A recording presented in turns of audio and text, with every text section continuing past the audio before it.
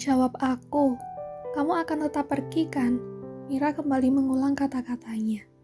Untuk memastikan bahwa Yuda akan benar-benar pergi meninggalkan pesantren demi tugasnya sebagai seorang guru.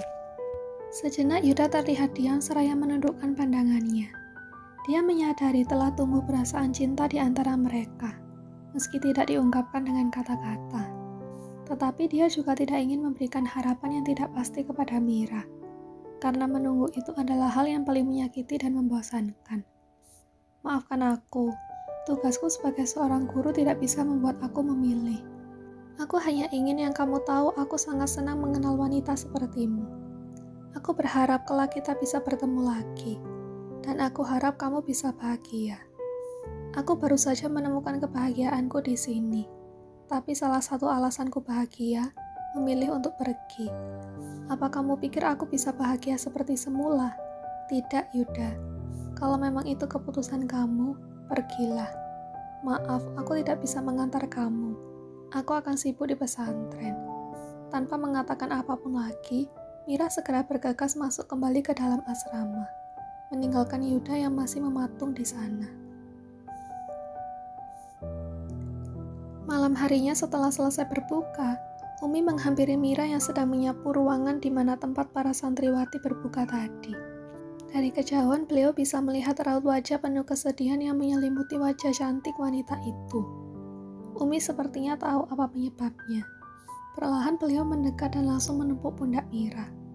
Astagfirullah, Mira terpenjarat kaget seraya menoleh ke belakang. Astaga Umi, saya pikir siapa tadi? Tumben jam segini masih di pesantren. Umi datang bulan juga, makanya tidak terawih. Tadinya Umi mau pulang, tapi tiba-tiba Umi ingat kamu. Ayo kita bicara sebentar di sana. Umi menuntun sang keponakan duduk di sebuah kursi yang berada di dekat jendela. Raut wajah Mira kian terlihat sendu. Tumben sekali Umi mau bicara berdua seperti ini.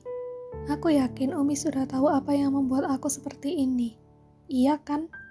Umi tersenyum lalu kembali mengusap bahu Mira pelan. Sudah lumayan lama kamu dan Yuda menetap di sini untuk saling berbagi ilmu agama. Rasanya wajar jika kalian saling menginginkan meski tidak terucap dengan kata-kata. Umi tahu kamu pasti sedih saat mendengar Yuda akan berangkat ke Papua selepas lebaran Idul Fitri. Selepas Idul Fitri Umi, tapi minggu depan pun dia akan segera pergi dari pesantren ini. Sejak awal sepertinya dia hanya biasa saja. Hanya aku yang terlalu berharap lebih kepadanya. Mira kembali menunduk saat merasa derai air matanya akan segera tumpah. Terlebih di ruangan itu hanya ada dia dan Umi saja. Siapa bilang? Umi bisa melihat kalau Yuda pun mempunyai perasaan yang sama seperti kamu. Jika hati kalian memang sudah sama-sama bertaut, tetapi waktu tidak mengizinkan kalian untuk bersama, apa kamu tidak bisa menunggu? Menunggu? Andai dia bisa berkata seperti itu, mungkin aku akan mempertimbangkannya. Tapi dia sepertinya menyerah dan malah mendoakan aku mendapatkan kebahagiaan yang lain.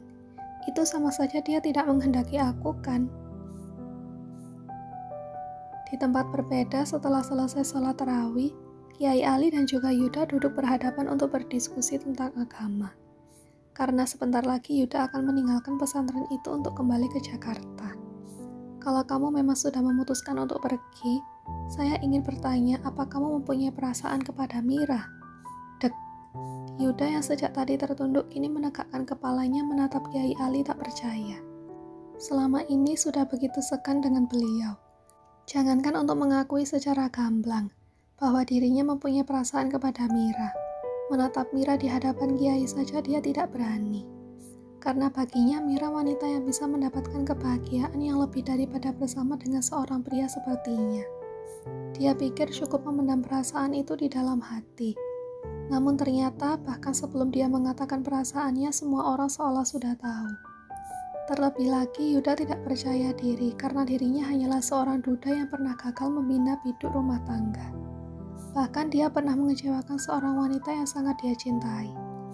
Bagaimana bisa dia mengharapkan seorang wanita yang tidak lain adalah keponakan Kiai Ali? Yuda, jangan ragu untuk menyampaikan apa yang kamu pendam kepada saya. Sahut Kiai Ali lagi. Maaf Kiai, selama beberapa bulan di sini saya juga tidak menyangka jika perasaan sedalam ini akan tumbuh. Kami tidak pernah saling mengungkapkan perasaan satu sama lain. Tetapi saya tahu sepertinya Mira kecewa kepada saya setelah mengetahui saya akan pergi. Lantas, hal apa lagi yang bisa saya janjikan kepadanya? Saya percaya Mira akan mendapatkan pria yang lebih baik. Untuk itu saya tidak berani untuk memberi harapan, terlebih kepergian saya cukup lama. Kiai Ali mengangguk paham. Mira itu anak yatim piatu. Dan saat ini saya dan juga pamannya yang tinggal di Singapura adalah satu-satunya keluarga yang dia punya. Saya pribadi tidak keberatan. Mungkin menikah di saat kamu harus menjalankan tugas seperti ini akan berat. Tetapi jika kamu yakin kepada perasaan kamu, mintalah dia untuk menunggu. Karena waktu itu adalah salah satu ujian perasaan yang memperkuat batin satu sama lain. Apa Kiai yakin dia akan menunggu? Bagaimana kamu bisa tahu jika kamu tidak mencoba untuk mempertanyakannya? Yuda kembali terdiam seraya menundukkan kepalanya. Gejolak yang selama ini tidak pernah bangkit lagi setelah hubungannya dan Bibah berakhir, kini mulai muncul ke permukaan lagi. Perasaan itu tidak bisa dikendalikan. Hingga ketika berhadapan dengan Mira, ketegasannya seolah hilang begitu saja. Di tempat berbeda, Bibah yang baru saja pulang dari sholat tarawih tiba-tiba merasakan nyeri yang teramat sangat di bagian perutnya. Saat masuk ke dalam rumah, dia masih mencoba untuk menahan rasa sakit itu, agar kedua orang tua, adik dan suaminya tidak merasa khawatir. Namun sepertinya Asam lebih cepat menyadari ekspresi wajah sang istri yang tak biasa. "Kamu kenapa?" Bibah segera menggelengkan kepalanya. Sejak siang tadi dia memang sudah sangat pusing, hingga muntah karena tidak bisa melanjutkan puasanya. Dan malam ini tiba-tiba perutnya terasa diremas. "Tidak apa-apa, sepertinya aku hanya butuh istirahat. Kalau begitu aku masuk ke kamar duluan ya Mas." "Ya sudah, kalau begitu aku temani," ucap Asam. "Loh, bukannya tadi Mas Asam mau makan malam sama ayah, ibu, dan Irfan? Nanti saja, ayo aku antar istirahat dulu." Asam sekarang menuntun sang istri menuju kamar yang tidak jauh dari ruang keluarga.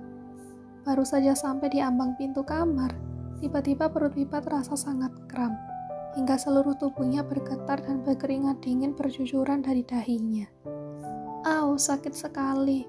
Dia mencoba untuk berpegangan di daun pintu seraya meringis kesakitan. Seketika Asam nampak panik. "Astagfirullah, Bibah, kamu kenapa?" "Sakit sekali, Mas. Bibah tidak bisa lanjutkan ucapannya, karena pandangan yang mulai berputar-putar hingga akhirnya dia jatuh pingsan tepat di pelukan sang suami. "Bibah..."